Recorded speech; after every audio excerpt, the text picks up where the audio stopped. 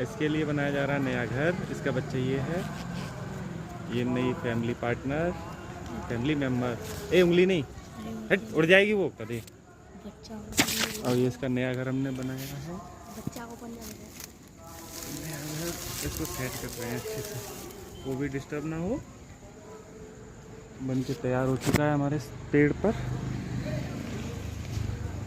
यहाँ